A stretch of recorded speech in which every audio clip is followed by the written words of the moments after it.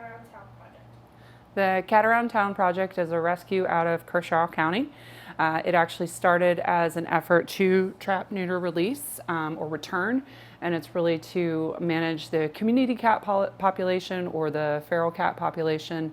A lot of times people feel like the best idea is to exterminate them, but really if there's a food source and they found a reason to be there, you're just going to create a power void, and then more will come in. But what we can do with the trap, neuter, return, or spay as appropriate, is really manage the population. You'll have get rid of the unwanted breeding behaviors. You'll have a lot less injury from those behaviors. You won't have the kittens. You won't have as much illness. And the other really nice thing about that is once the community is fixed, they won't let other cats join them. They're like, cool, we're good. We've got enough here. We don't need any more to come in. But what we'll also do, and then what we did from there is really, if we could catch kittens and socialize them in time, then we tried to adopt them out, and it kind of grew from there. Awesome. So you're the event coordinator, correct? Yes. Okay. And tell us a little bit about what your role is as the event coordinator. So I took over Kitty Yoga when I joined and kind of coordinated that event. And we actually had a local coffee shop, Hideout, reach out to us about also doing Kitty Yoga at their location. And when I went there, it wasn't really the best space for yoga. It was a much better space for like pop-up kitty cafe. And apparently that building once upon a time was a kitty cafe. So it's kind of cool to have one back there. And really going from there, if we have interest from the community or others reach out, or we have student outreach, or anybody really wants to kind of talk to us about Cat Around Town on the Columbia side anyway, because I live over here, it's easier. But really any events we want to do or coordinating give backs. We just did one with Jake's, so we got 20% of their food sales from the evening we were there. Anything along those lines, I kind of take the information that we get or the requests that we get and see what makes the most sense for the space and for our cats. All right. So do you know anything about how Cat Around Town was started? Like when it was founded? Yes, this year will actually be 9 years in September. So it has been 9 years since it was an official 501c3. It did start off as that community population control and kind of moved into adoptions when we were able to find small enough kittens that we could still socialize them. They still need to be fixed, and they'll get microchipped, and they'll get all of their vaccines before they go out that are age appropriate, and then they'll get combo tested as well, and then we adopt them out. And then it's kind of moved into adoption events at PetSmart. We work in PetSmart, Fort Jackson, and Two Notch, and now we're branching out to like Hideout and Kitten Yoga and other places. And we're hopeful to send out a post to all of our followers to see if there's any other places that they want to see us pop up, and then maybe reach out to those businesses and see if there's something that we can coordinate with that business. So how did you get started with Cat Around Town? How did you start to get involved? I started as a foster. It will be 2 years in July. And I had 2 senior cats at the time, and I wanted kitten flu fluff, but I did not want the vet bills that went with kittens, since I already had some senior citizens in the house, and started with that, and really started fostering and then doing adoption events. And then I got pulled into assisting with Kitty Yoga, and then was sort of like, here, you could manage Kitty Yoga, and was asked to co-chair, which ended up meaning just take over the event. So I started that coordination, and it's just kind of grown from there. If I find it interesting, then I'm happy to keep doing it.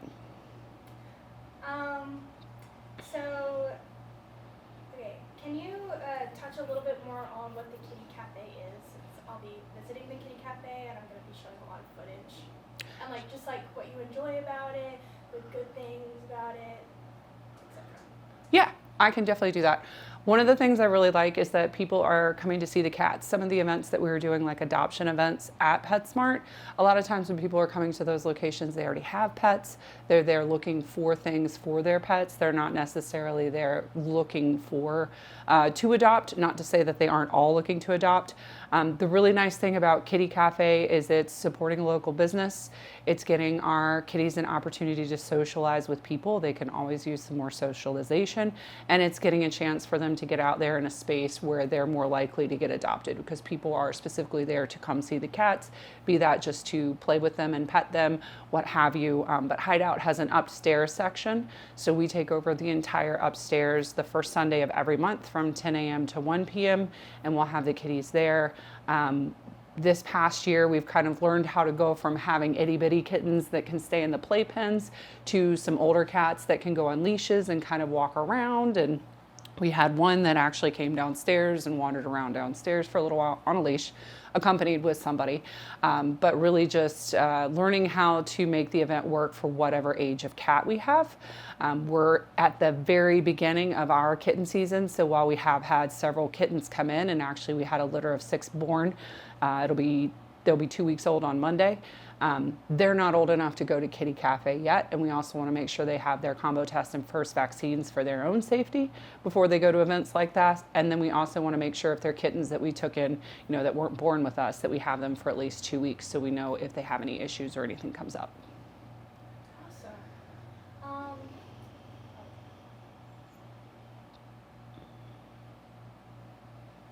So would you say you're a cat person? Yes, I'm a cat person. Not to say I don't have other animals, but definitely love the cats. What do you love about cats? What makes you a cat person?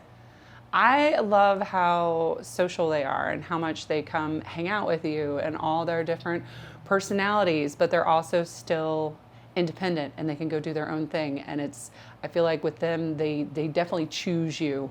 And they want to be with you. Not to say dogs don't want to be with you too, but it's a little bit different. I actually had an adoption. I took in 2 mamas and 10 kittens last year at the end of May, so my house was a zoo. But I had 10 of them, and I think right before they started getting adopted, I'd met someone at PetSmart who said that they wanted like a really snuggly cuddly kitten. I was like, oh, I have the one for you. You need to come meet him. He's amazing. He's just this orange poof of love. And they got to the house and he wanted nothing to do with them. And one of his siblings crawled right up in this girl's lap and would not get out of her lap. And he picked them. He was like, no, these are my people. And they ended up adopting him and he's doing great. But it's very much like the cat chooses the people. Oh yeah, definitely. So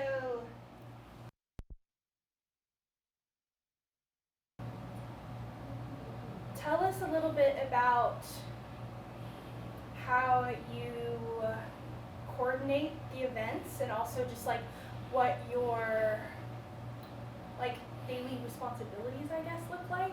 Okay. I literally herd the cats all to the event. Daily, it depends on what I'm doing. I also help manage TikTok. So if there's something in our chats that really gives me an idea, I'll also post TikToks for the account. I don't necessarily post for Facebook or Instagram, but I work with a girl who does that, so we'll share videos. I also coordinate our calendar just so we have all of our events in one place, because we had too many people who had ideas, but then we had overlapping days of, wow, we had 4 events on this one day because we didn't all, know each other were doing other events. Otherwise, I'll answer emails. I know a lot of times Amanda will get emails through our main account and then she'll refer them to me if people want to do interviews or if they want to do events or whatever they want to do. Today, before I was here, I was actually we have a shared spreadsheet of all the cats that are in the foster currently, and I went through that list and reached out to everyone who had cats listed and asked them if they wanted to send their cats to Kitty Cafe. And so I'll coordinate that and figure out who's going. And then if we have cats coming from Camden, also trying to make sure we have transportation, because half of our fosters are in Kershaw County and Camden. So how do we get them from there to here without me having to drive to Camden and back and forth all day for one day?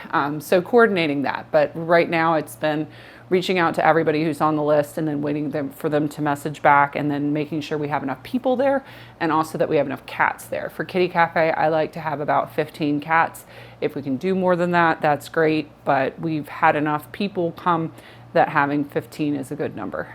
And any of the cats that we take to Kitty Cafe are always available for adoption. So if anybody has an active application, they wouldn't go.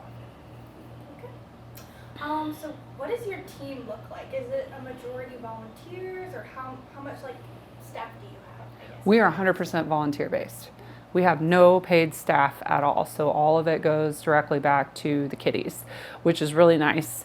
It also means that we're all juggling this around our regular day jobs. So like the people who do the adoption coordination, I always like to tell people if they're putting in applications, give them a few days, give them a couple of business days, because they are also volunteers and they're doing this around their normal everyday jobs. That's awesome. So how important do you think an organization like yours is to a community like Kershaw County or Columbia or anywhere really? I think it's very important. I think it's important for education purposes. I think it's important for the health of the community cats. That's really why it started, to address the community cat issue. If you're having a lot of issues with spraying or health issues or mating behaviors or just kittens or sicknesses that come with kittens, really it started to help with that, but a lot of it has also become education. Just educating people on what's happening, or that the tipped ear means that the community cat has already been fixed. It's just a nice visual way to be able to tell if somebody's already been there to take care of that cat. Some of them are more friendly than others and let you pet them, and they're awesome, but not all of them are. I've actually I got several at my house and I've got them spayed and neutered, and I let 2 go this morning. They were not pleased with me, but they'll be much better off, and there's a lot less, especially for the females, there's a lot less chance of them having complications or not having enough resources for their kittens. I actually took in the cat you have here that reminds me of the mama that I took in. I took her in last year, and none of her kittens made it because she was really too young, and she ended up having complications. And the last one took more than 24 hours. So they can give birth for up to 24 hours from when they start to when their last kitten comes out. And she was still trying to labor a kitten into 48 hours and just really couldn't take care of the kittens because she was in so much distress. But had she not been with us, she would have died too. But she's been happily adopted. She's doing great. Yay. So touch on just a little bit for some people out there who may not understand the importance of like spaying and neutering your pets, and also community cats, stray cats. Right. So I don't think people understand how quickly they can breed. Actually, the back of the shirt would be perfect, but essentially it is, so the gestation time period is 60 days. So they can have a litter every 60 days. They'll usually nurse them for about 3 or 4 weeks, maybe a little longer if the kittens are lucky, and then the kittens are on their own. A lot of times if the males want the females to go back into heat, they will kill the kittens. They will come find them and kill them. There's a lot of fighting behavior related to territory with males and breeding. So getting rid of a lot of the aggressive behavior that people are seeing. The other thing, when you neuter the males, if you smell that really strong boy pee smell, that a lot of that's the testosterone. So once you get them neutered, you won't necessarily smell that aggressive smell anymore. So if you have them, especially around an establishment where you're having a lot of people coming and going, or a storefront or something like that, there's a lot of things that just spaying and neutering will help with, not to mention the fact that it helps with the health of the cat. Okay, great answer. I am going to adjust the Okay. camera angle a little bit because she wants us to have a variety of camera angles. Perfect. So I'm gonna adjust this a little bit, and then we'll get to the last few questions. Okay. Nope, and you get a support for that.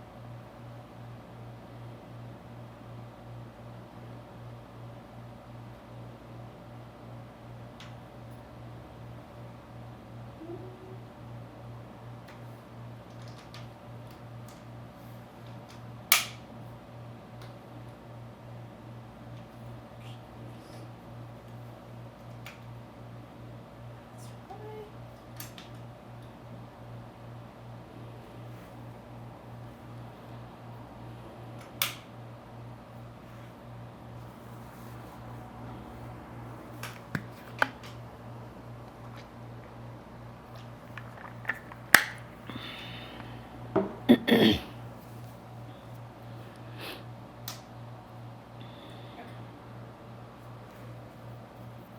right, ready again? Yes. Just Okay. get my questions.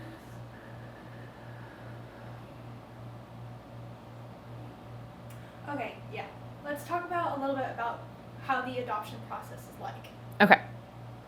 So you see a kitty, you like a kitty, you put in an application online. We do everything electronic. We do not do any like paper applications or anything like that. It really streamlines the process, and it prevents like applications from being missed or what order they came in or who got an application. Sometimes we'll have multiple people apply for one kitten at one time or cat, and the email electronic will help us determine who actually applied for the cat first and kind of work through in who applied first. I always tell people from the time of application to give the coordinators 3 to 5 business days. Again, everybody's a volunteer, so giving them time to work around their own regular job schedule. If you already have pets, then they'll want to make sure your current pets are up to date on vaccines. If you don't have any pets, we can move directly to making sure a home visit goes well. If there are dogs in the house, regardless of whether or not they have cats in the house already, we want to do an in-person home visit just to make sure that the dog is going to behave well with the cat and that it's a good situation for the cat. Some of us that foster do have dogs or kids, some don't. So we can also, if we have an outreach of say, somebody wants a male kitten that's about 6 months old, that's good with dogs, then the adoption coordinators will put out a message to our group and say, everybody with fosters, do any of your fosters meet this criteria? So we can do it that way as well. Once we do the home visit, you can either just directly adopt them and go ahead and pay the adoption fee, and then we'll transfer their microchip and everything to you. We can also do a sleepover. So if you're not sure, you have other animals, you just want to give everyone a good amount of time to make sure that they all settle in, then we can do that as well. And that can be anywhere from a couple of days to several weeks just to make sure it's a good fit. And it also gives everybody like a little bit of peace of mind where the adopter, if they're not sure how it's going to work, doesn't have to make that full commitment right away. It gives them a chance to make sure that their current animals have a time to adjust as well. Okay, nice. Yeah. And is like fostering, is that kind of a similar process, or is it a little bit different? It would be similar in the sense that we want to do a home visit and make sure everything works with the current animals. I actually met I got involved with this because the people I found to pet sit for me were fosters, and so they've obviously already done a home visit because they've come to take care of all of my animals. But then you agree to foster. You understand that the animals actually are the responsibility of the rescue, so you can't make medical decisions for the animals without talking to the adoption coordinator and that person. So you go from there, and then really if you are fostering, then you need to make sure you're bringing the animals to at least one adoption event a month. The whole idea is to get them out and get them seen so that we can get them adopted. And then also we have them on the website as well. So sometimes people see them on the website and they'll adopt them from there, but a lot of times it's people coming to events and falling in love with a specific kitty or just realizing that this is the kitty for them. We had somebody who came to Kitty Cafe, I think it was last time, it was the time before, and she had just lost a cat and she wasn't sure if she was ready or not, and this one little kitten curled up in her lap and just slept there the whole time. So she went ahead, actually she had a friend there who was putting in the application for her, so she didn't have to disturb the sleeping baby who was on her. So I guess from there, touch on a little bit about the importance of volunteers and fosters when it comes to an organization like this, maybe? Okay, yes, we always need volunteers and fosters. We are 100% volunteer based, so we can't do this without our volunteers. The one thing that I'll say that's different about this or a rescue than a shelter, we don't have a dedicated space. So if we don't have space within one of our foster homes, when we get requests for animals, we won't be able to take them. So if we don't have space, we don't have a foster home, we won't be able to take them. You don't have to have any prior experience as a foster to start fostering. We have other experienced fosters. There's a network of us you can reach out if you have questions. You can decide how many fosters you want at a time and kind of work with the coordinator on that. There's a lot of opportunity there, especially if you can't adopt right now. Like maybe you had 2 senior cats and you didn't want any more vet bills, but you wanted the babies. Then you could always foster, but we definitely always need fosters. If you've done bottle babies before, that's even better. We can always use the bottle baby help because a lot of times we'll get requests for kittens who should still be nursing and cannot eat solid food yet, but we didn't get mama with the request. So then we either, if we have a nursing mama, we can see if she'll adopt them. Like we'll take them and see if she'll accept them as her own. And if not, then we need somebody who can do bottle babies, which is essentially feeding them and helping them go to the bathroom every 3 hours, kind of like an infant. They need all the help till they're about 4 weeks old. And then they'll start eating solid food and they'll start going to the bathroom on their own. And then it gets a little bit easier. It gets messier, but it gets easier. And then for volunteers in general, if you can't foster right now, we can always use volunteer help. We're at PetSmart Fort Jackson every other month. So we were just there in March. We'll be back again in May. And we're at PetSmart 2-notch all the time. So in those condos, when you go in, the cats in there are managed by the rescue that has cats in there. So that means that the rescue needs somebody who goes in the morning and the evening to play with the cats, to let the cats out, to feed them, to give them water, to kind of take care of them. That's not something that PetSmart does. So really having volunteers to help do that so we can make sure we can stay in those condos is extremely important. Okay, so kind of going more on the like emotional side of things, like more personal, as much as you want to touch on. You don't have to talk about, only talk about what you want to talk about. Okay. How do you feel, okay, how does it make you feel being a part of an organization like this? Do you feel accomplished? Do you feel important? Do you feel, just touch on that a little bit. Okay. Mm-hmm. I'm really glad I found Cat Around Town because it gave me a connection to my local community. I was really looking for a way to get involved locally. I also work from home, so it's a nice reason to get out of the house. But I really feel like I'm making a difference and that I've had a chance to help facilitate, getting these cats adopted, giving them better lives, helping them get medical treatment that they need. One of the TNR, the cats that I trapped for TNR actually looked like he had an abscess blow on his face. Kind of glad I caught him when he did, but when he got neutered, they were also able to give him like an antibiotic shot. They were able to clean up his face. They were able to give him some ointment. Will we be able to treat him on a regular basis? No, because he's probably done with us for the moment, but we were able to help him out in that moment. And it's just, it's really great to be part of this and to be able to continue to help and to see all the little kittens grow up and kind of get adopted. And it's always wonderful when I get updates from adopters who've adopted a kitten and are telling me how they're doing. Yeah, that's lovely. All right.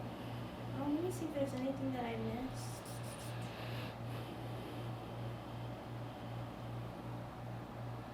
That's all my questions. Is there anything else that you want to talk about or touch on? I currently have 5 cats. They're all foster failures, so I don't know if that means I'm doing well or not. But yeah, I have 5 now that are just amazing little guys. I'm really glad to have them. We do have some upcoming events. We'll be at Kitty Cafe. That's every first Sunday of the month. So not just necessarily this first Sunday, but every first Sunday of the month. We've been really lucky to be able to partner with them. We're also at Fit Columbia the 21st for yoga, so that'll be a class at 11 and 12:30, and we usually do that about once a quarter. And then we are also looking at doing an event on campus with fostering felines on April 22nd. I don't have the specific times yet, but we're hoping to be out on the quad and just letting people come pet the kitties for a small donation, which we've done before. Okay. Yeah. Well, I guess that's it. Okay.